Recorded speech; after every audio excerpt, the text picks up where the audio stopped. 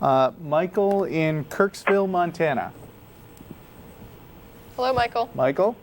I'm sorry, is this me? Yes. Yeah, Oh, you. did you say Montana? That's what they told us. M.O.?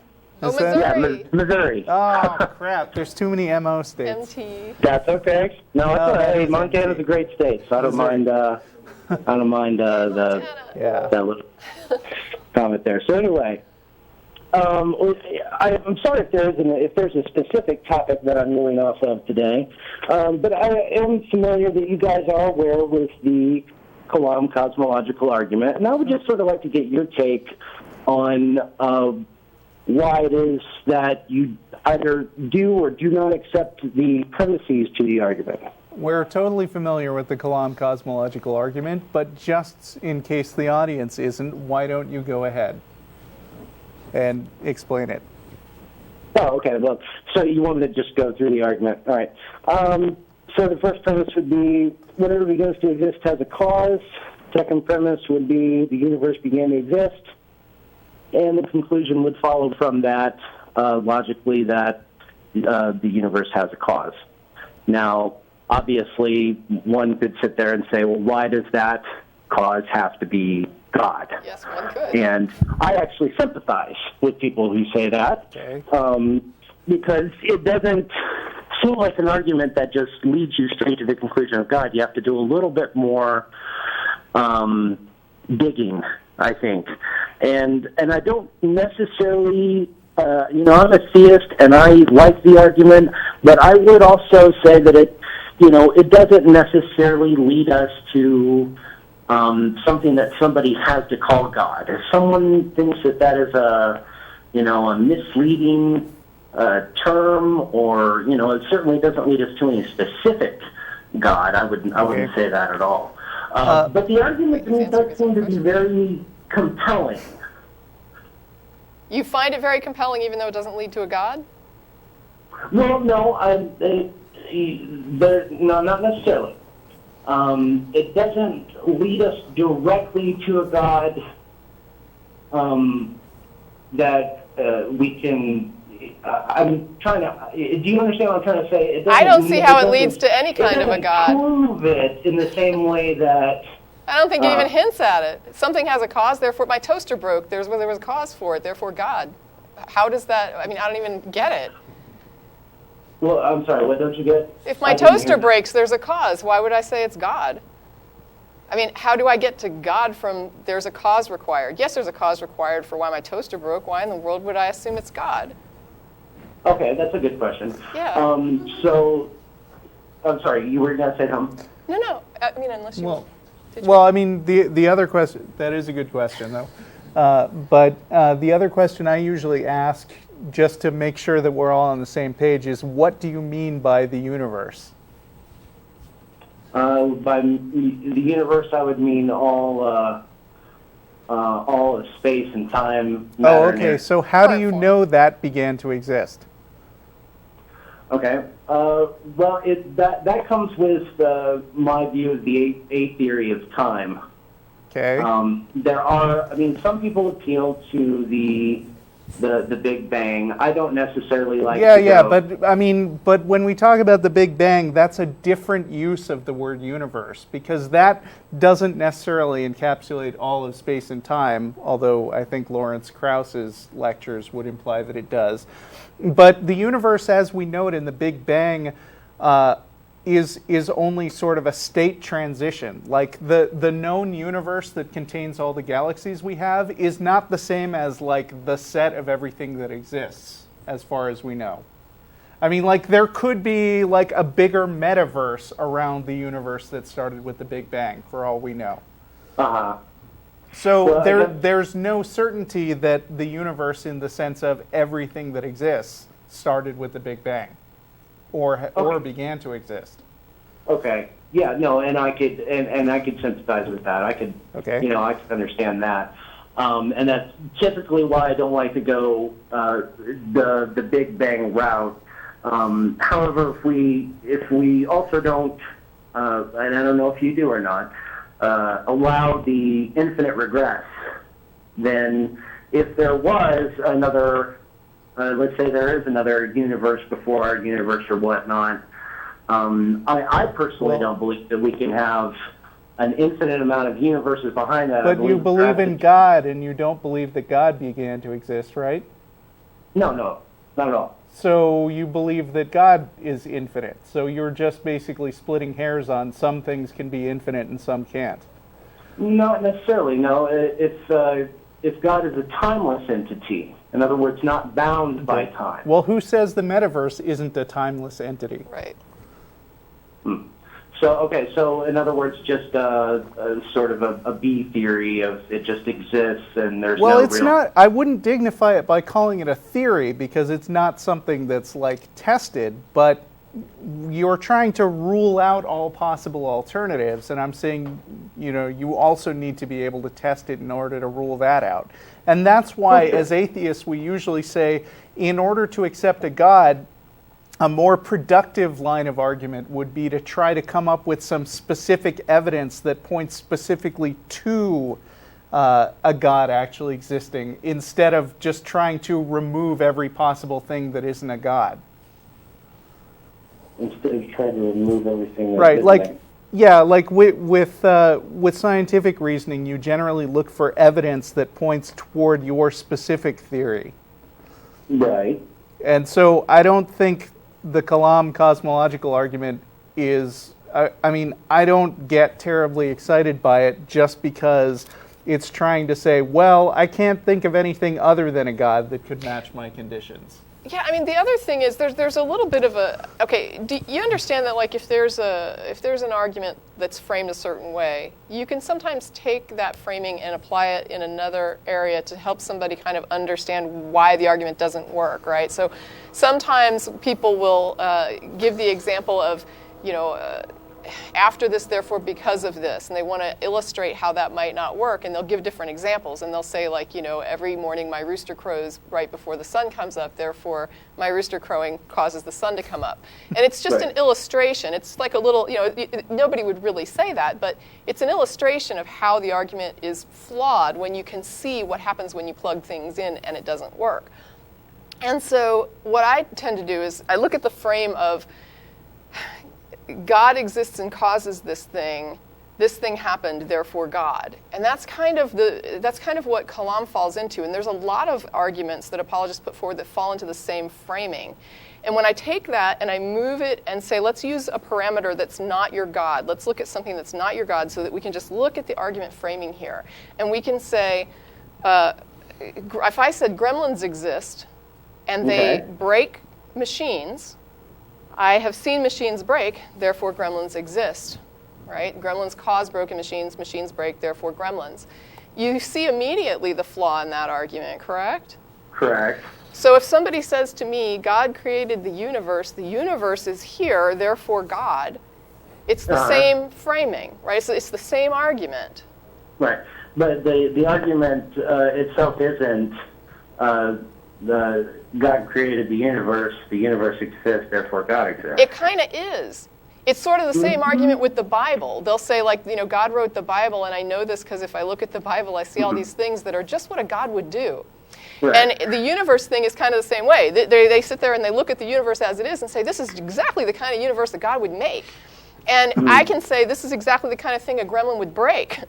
The fact is, I don't know what a gremlin would break because I don't know anything about gremlins. I've never examined one. And no one really that I think it's fair to say that we can probably discount someone saying they've examined a God and they can tell us what a God does or how it works and the mechanism of God. No. Okay, so if we're there, nobody knows what kind of universe a God would make or if a God even exists. There's a line that says things that don't exist can't be the cause of other things, which it's just, it's nothing fancy about it. It's just a reality.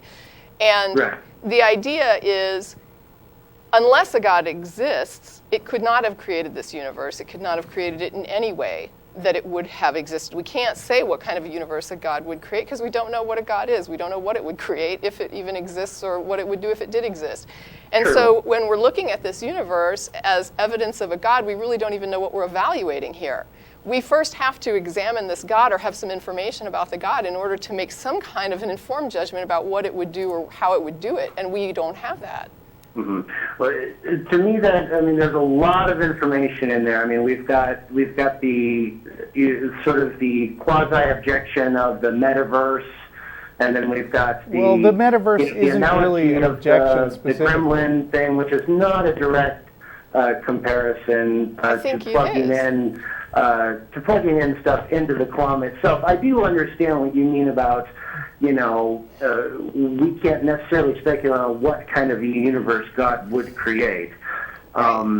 Or if there even is a God that could have created it. But the whole argument is to get to the conclusion that there is God. So we wouldn't want to say that there is a God, so here's my argument for it. Well, but that's kind of what it does. Because at the end of it, when you have just the cause, it has to have a cause. In order to get to God, you have to start making assumptions that, and the cause is God because this is all these types of things that God would do. Right. Well, I wouldn't necessarily say that they're assumption. I mean, at the end of the argument, it doesn't go, therefore the universe must have to exist, or therefore the universe has a cause, and that cause must be God. That's not where the argument cuts off. Then it's not a compelling argument for God. Well, yeah, but you have to, I think, dig down deeper through the premises to get to that point. I mean, it kind of seems as if though you're throwing it out there as if though it's a God of the gaps argument. I think it's only that, and it's only coming across that way because of the way that you're restating it. I don't necessarily think it gets us to that. So let me address the Kalam Cosmological argument directly, because you asked which of the premises are flawed, and I think the answer is kind of all of them. What begins to exist has to have a cause. Well, we don't necessarily know that in all situations, and that's where I think Lawrence Krauss's A Universe from Nothing would come in, where he's talking about the fact that matter and antimatter reactions are happening all the time without necessarily a reason. The universe began to exist. We don't know that, and it depends on what you mean by universe, like I said at the beginning of the call. And then, therefore, the universe has a cause. Well, since the first two premises are both kind of dubious, then that's just a conclusion from those two things that doesn't necessarily follow. And then, like you've both been saying, even if that's completely valid, it doesn't get you to a God. It's just convenient to call it a God. Right. I wouldn't necessarily say it. Maybe let's say it would be fair that it fits the description of what I believe that a God is. Okay. What do you believe a God is? Okay. Well, I believe that a God is a supreme being, a maximally great being. So if the Kalam cosmological argument was right, what would make it a being? I assume this being has intelligence, right? Sure. Yeah. So what we're dealing with here is an eternal entity, okay? But when we have a temporal effect like the universe, but this also, you have to take into consideration that both the first and the second, basically the argument is correct. So just pretend with me right now. Yeah, if I said that it was correct, what would the next step be? Okay, so and it's not. How can an eternal entity bring about a temporal effect like the universe? The only way that I see that being possible is that it would have to make a conscious decision in order for it. So intelligence is one of the most complicated things we know already. Where did we even get that? What? Like, where did intelligence even come in?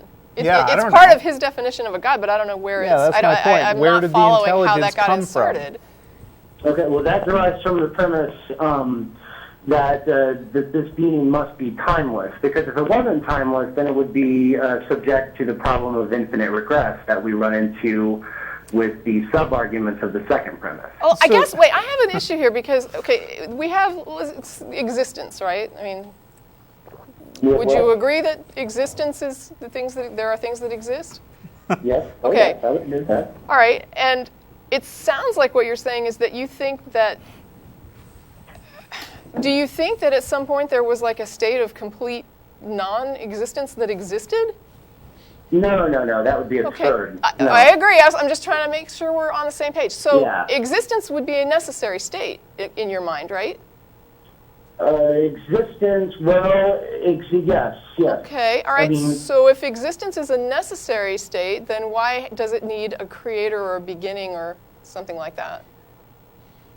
well, no, I'm kind of not following you now. If we can't have a state of non-existence and existence is a necessary state, then what is the use of a creator? Well, if a creator exists, then that would be a state of Well, existence. but what I'm saying is we have things that exist now, and I'm saying, like, for example, and I hate to get too far into this because I'm not anyway. I don't want to even pretend I know anything about physics. But if you have I'm going to throw out matter and energy, and I apologize to the physics geeks if I'm saying something wrong.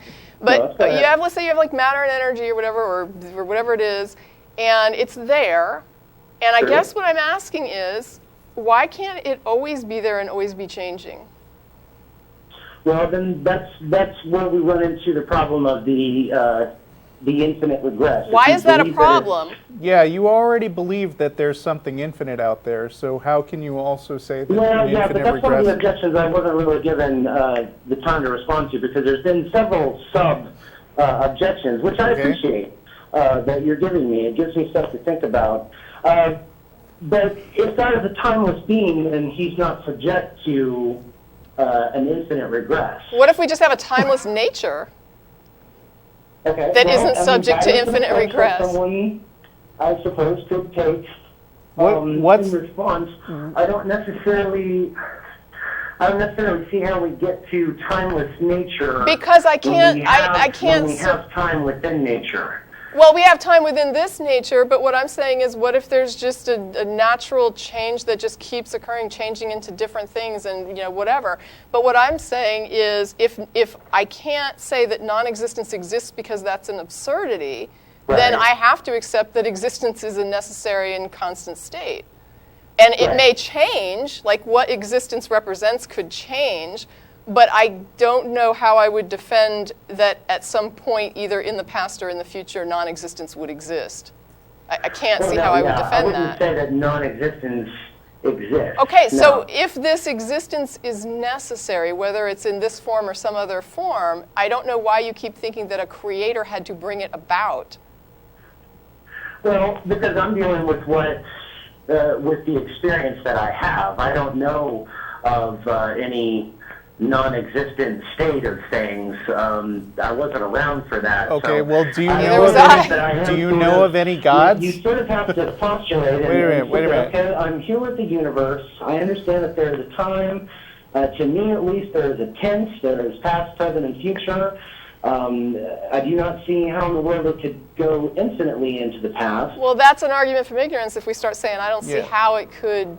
I might not see how it could. That doesn't mean that it has to be intuitively You're aligned. saying you don't have any direct experience of those things, but do you have any direct experience with a god?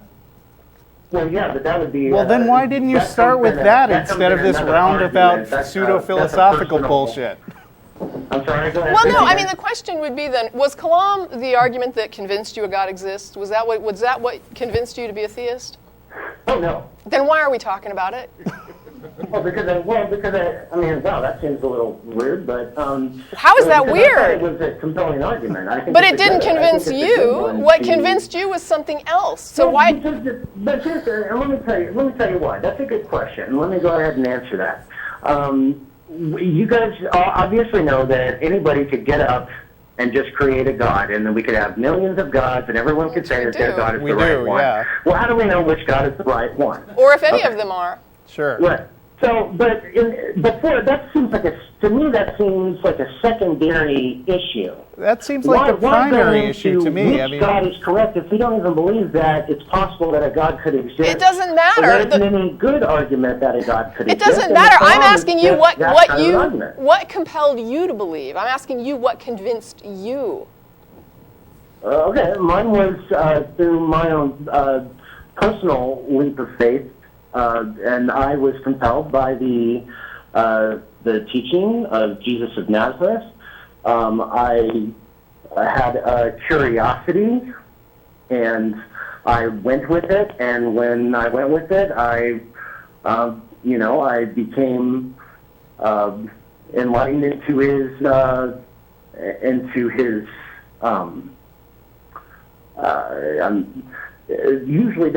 They usually share this more in the form of a story, so it's hard to put it into basically. Well, I don't think we have time for that, but. Well, I guess what I'm asking, though, is what has convinced you that a God exists? Like, what is that thing that you are like, this is God? This is what I understand to be God. Well, that, the belief in a God, I mean, this gets into another sub-argument, which I don't think we have time to get into. I've already said that quite a bit, but I believe that God is a properly basic belief, or that people believe it in the basic way. Well, I'm hearing two different things from you. I'm hearing these abstract philosophy things like properly basic and eternal cause and stuff like that. But then when we ask why you really believe in God, the real reason is you said you had some kind of direct experience with some. So it seems like the philosophical stuff is just kind of background material that you brought in to kind of bolster your sense that the thing you wanted to believe anyway was actually right.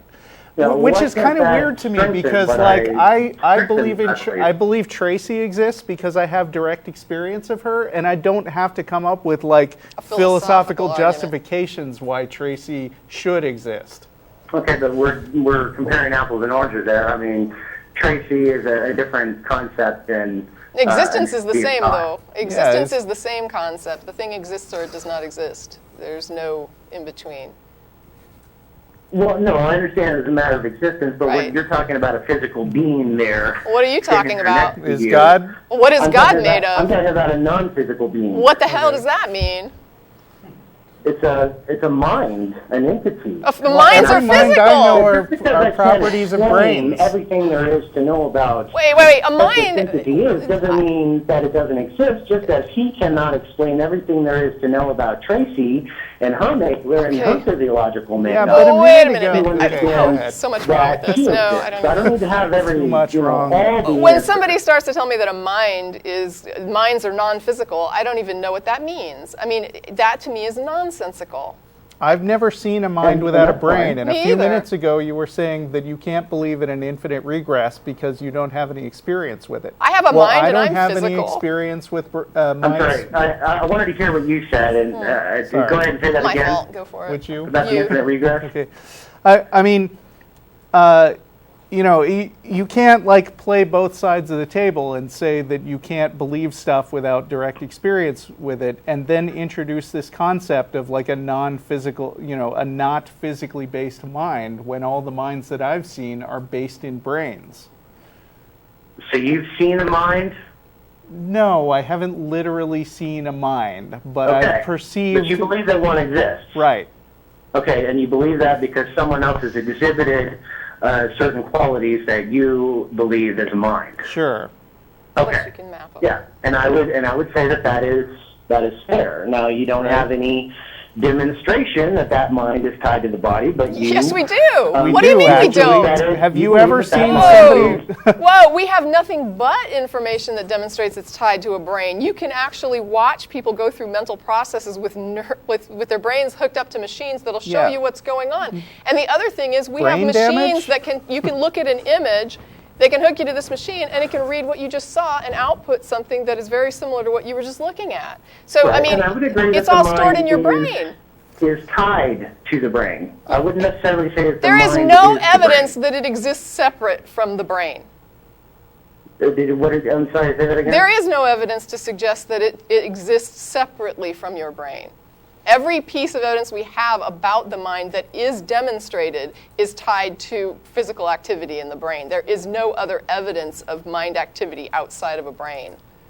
Okay, so I don't have any self, is what you're saying. I didn't say that. I said that it's in your brain. Well, sure. Well, no, but if my mind is nothing but matter and energy, then it's just following the physical laws that are set in place. And I really everything that I'm saying on the show and everything you're saying on the show is just a product of the matter working with the physical laws. So there really is no. I mean, what does the mind have to say about intentionality? What are you talking about? If physical beings can have intention.